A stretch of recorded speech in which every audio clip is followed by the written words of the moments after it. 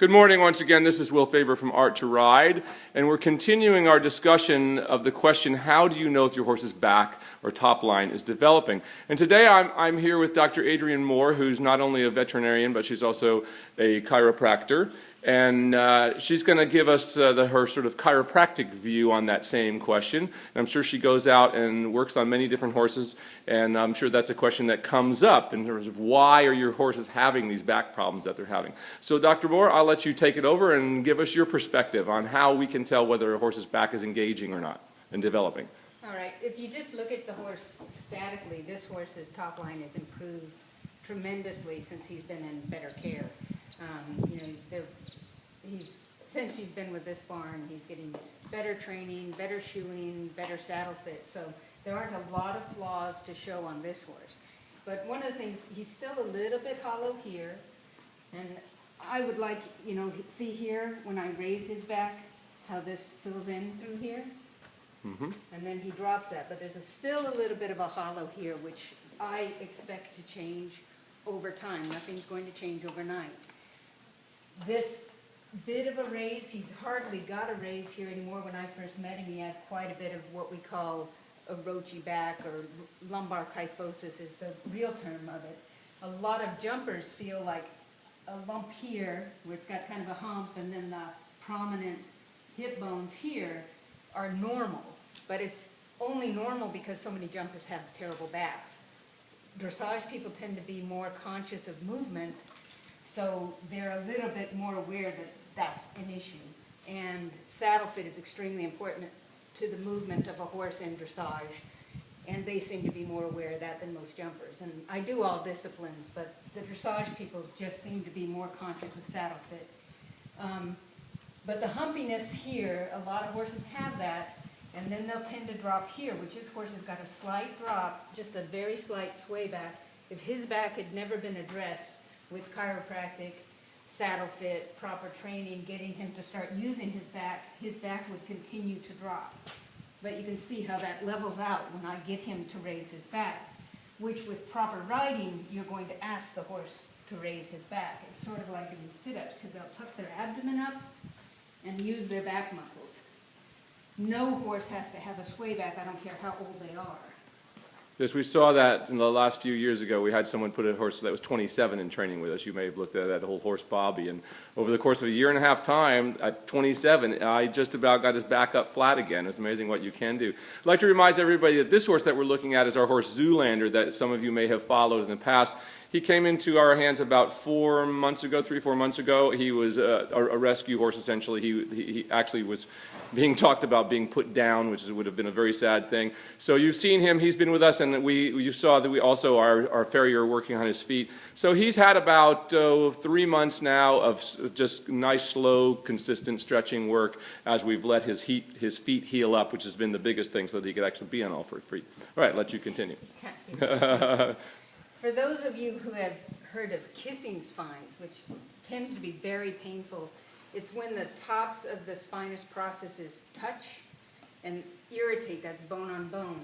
And that's very common through this area, but the cause of that, most vets will inject those sites. I'm opposed to joint injections because I think we can get them to use their body better, with chiropractic, massage, stretching, proper riding, teaching them to use their body, lift their back.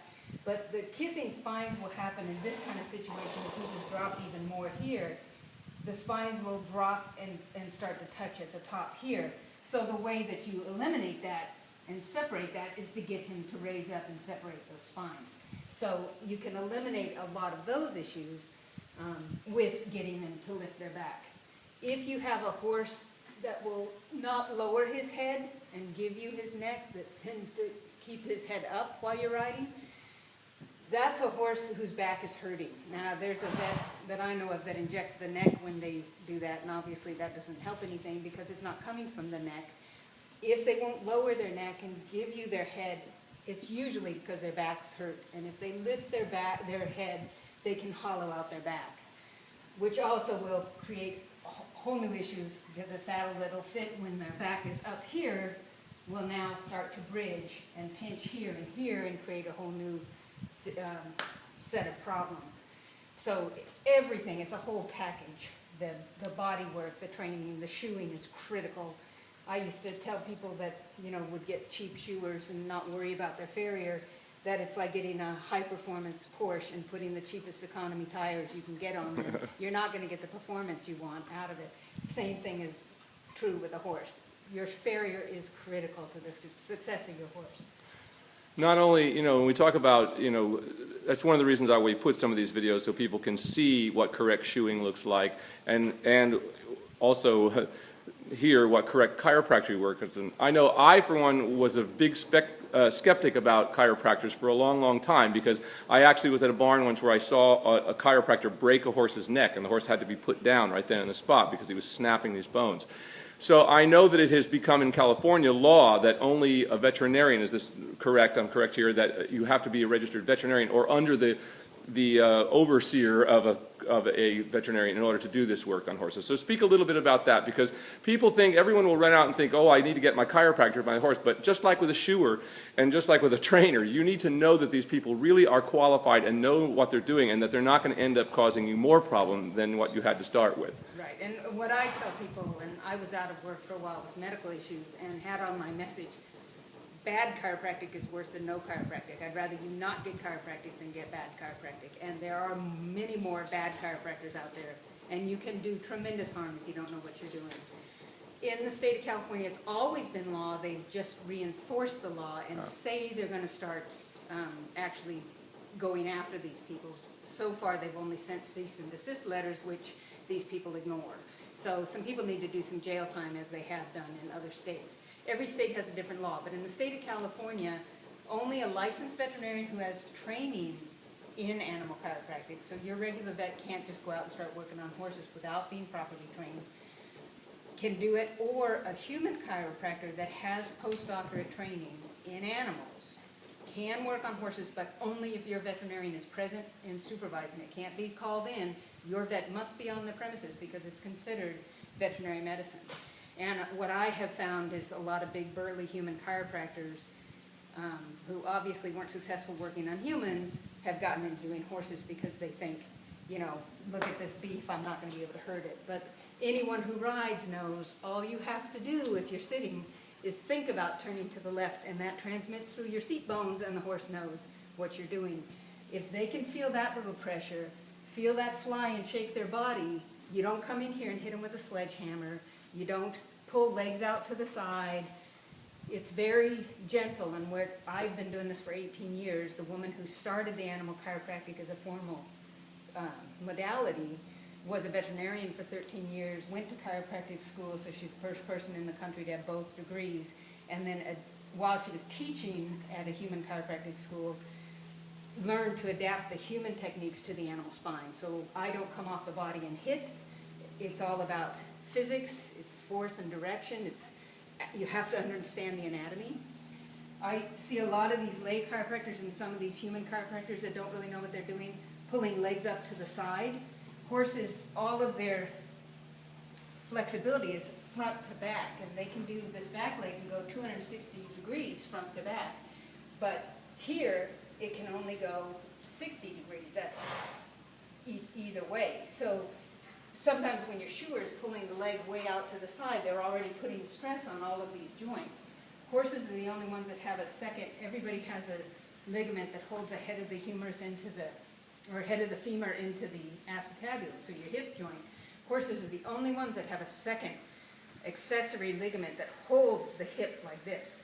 So horses cannot pull their leg out to the side. You can't pull the leg out like some of these chiropractors are doing without tearing that ligament, damaging the other ligament, and they bear weight on the dorsal rim of their acetabulum or hip socket. So when you lift that leg out to the side, you risk fracturing off that dorsal rim. And I have worked on horses that have been crippled by these human chiropractors doing that. Exactly. Well, I think you say, I know my own experience was that there was a chiropractor that came to a barn, and every time he'd come, I noticed all the horses, after they'd been there a couple of times, the horses would run to the corner of their stalls every time they saw them coming, and they'd be a nervous wreck.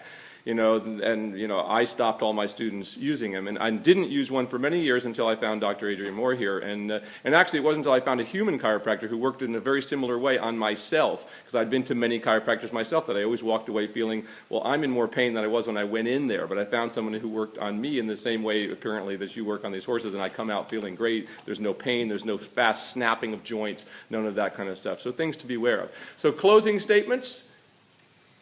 I think you need to be aware of the horse's back and look at that as a whole package: shoeing, saddle fit, body work, and proper training. Learning how to get your horse to lift his back and use it properly. And all of this will go away. You'll get a nice full back, like that. And eliminate a lot of lameness, and eliminate the need for most of the hock injections and other things that are going on. If they use their back, their limbs don't take the strain. Excellent. Once again, this is Will Faerber from Art to Ride with Dr. Adrianna Moore. Thank you so much for joining this morning. We'll see you next time.